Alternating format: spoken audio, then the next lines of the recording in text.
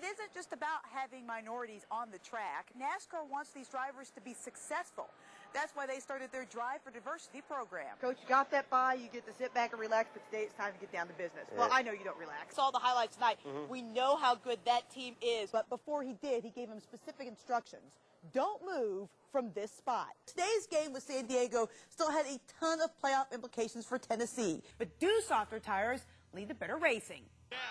Good hold. It was the shot heard round the football world.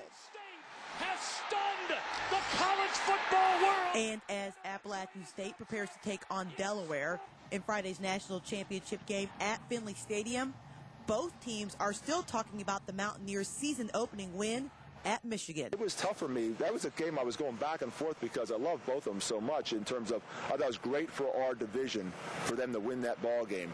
At the same time, that huge Michigan fan I am. But it was a great win at Michigan. One of those great moments in sports, really, and for our school and our team and our community, and I say community, North Carolina, really. It's been great. Now, football is a game that involves a little luck and some irony. And for Appalachian State, perhaps the most ironic part of their season is this. Now, this is not Michigan's helmet. This helmet belongs to Delaware. It's definitely a coincidence, but you know, it's definitely nothing that we've even considered or thought of or anything like that. So you know, that's just a funny coincidence that happened to happen. It's kind of funny. I always joke with some players on the team. I say we started the season off with Michigan, and now we're playing Delaware that looks like Michigan. So it's kind of funny. But what does all this helmet talk really mean? We don't even discuss that in locker room, so it's no worries. Yeah, it's not really going to have too much to do with the game, but you know, it'll be something for people to talk about. Of course, by the end of the week, both teams hope to be talking about something completely different, like hoisting the national championship trophy. But you would like maybe to avenge the luck of the helmet against Apple. Absolutely, why not? We got a good team. We were facing a good team, so you know, we'll see who's on top at the end of the game. In Chattanooga, Heather Williams, News Channel 9 Sports. Mother Nature wins today's game atop Hawk Hill. Rain washing out this afternoon's contest between the Lookouts and Huntsville Stars. They'll play two tomorrow. First pitch is scheduled for 6:15.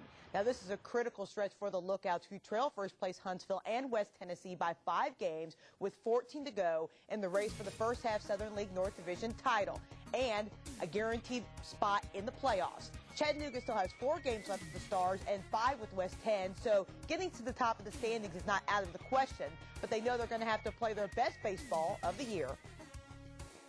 We felt like we've grown a lot as a team, and we're working pretty hard on developing our skills in the little areas, which the big games, that's what it comes down to, is the little things. The Lookouts' parent club, the Cincinnati Reds, looking for the weekend sweep of the Atlanta Braves at Great American Ballpark. A trio of former Lookouts having a big day. That's Adam Dunn crushing his 15th homer of the year to give the Reds a 1-0 lead. Jay Bruce would make it 2-0 in the third with his second homer in as many days.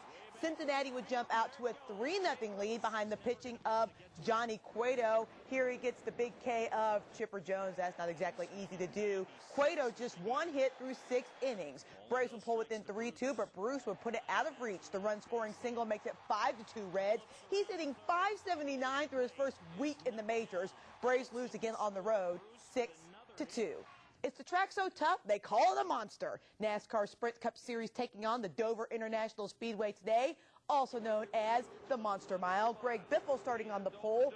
Trouble early on for many of the top drivers on lap 17. Elliott Sadler gets sideways. Tony Stewart can't slow down, kind of like Lionel Richie. He smacks into the 19, and then the fun really starts. Denny Hamlin comes plowing into the melee. Bill Elliott, Dale Earnhardt Jr., Kevin Harvick, Clint Boyer, Paul Menard, Scott Riggs, and Bobby Labonte also involved in the mess.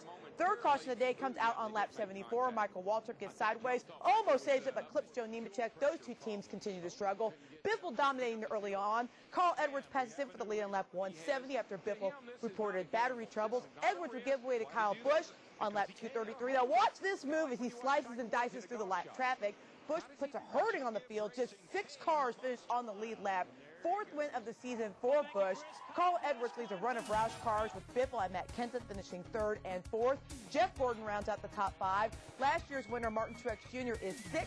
And it's Jimmy Johnson, Jeff Burton, a great run for Dave Blaney, who is 9th. And Jamie McMurray makes it 4 Roush cars in the top 10. And, of course, anything you need to know about NASCAR, anything you want to know, just log on to newschannel9.com and visit my Backstretch blog.